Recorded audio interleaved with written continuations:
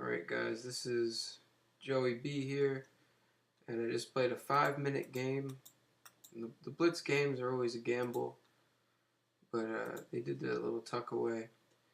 And if you do it in reverse order, bishop f5 first on move 2, then we play e3 for our move 3, and then they play h6 to get that tuck away for the bishop. We go into the system which I call the Geoff system, and this archetypal way of playing is to get the basic geometries correct with c4, and the queen can potentially come out, which we do now. And I'll go over the game first, and there's a couple of side variations I'll go over really quick, but it's easy to see that we got an advantage out of the opening with this, and it was technique from there on in, which my technique isn't the best, but I can grind a little bit, which is what I did, and that's the rest of the game converted. And here you see the bishop's covering that ascension, potentiating square of f2, and then this ascension is a successful progression. Ergo, they resigned, and I promised to elucidate one other thing about the position easily enough. So first, if they play knight c6 instead, then we just take the pawn, and if they take with the pawn, then we play here. So you have to take first. Don't ask why, but I know why. It's really complicated. And now their knight's under threat. So,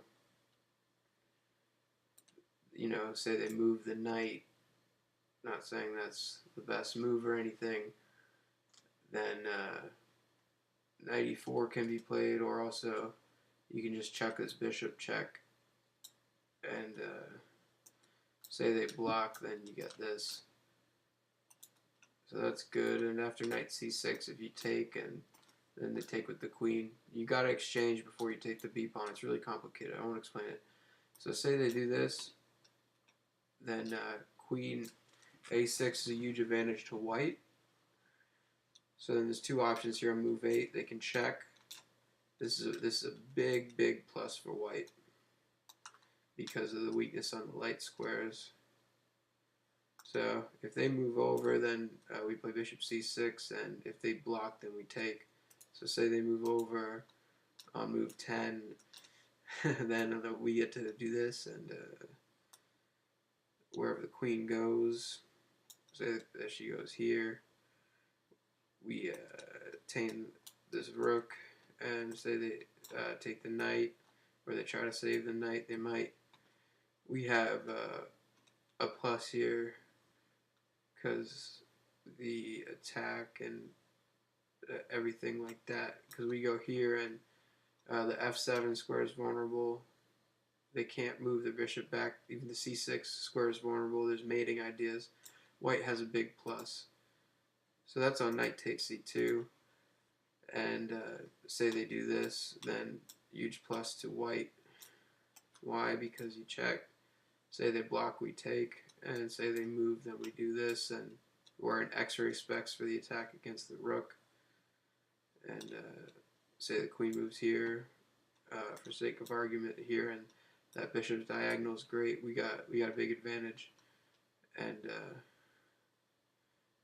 it's good for white. So that's the Geoff variation, and the transposition can also be attained like this: e3 on move 3, and then 3 ...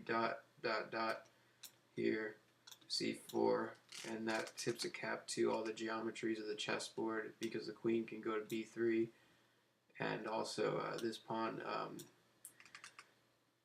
is attacked, a flank pawn attacks the center. Hope you enjoyed. Bye.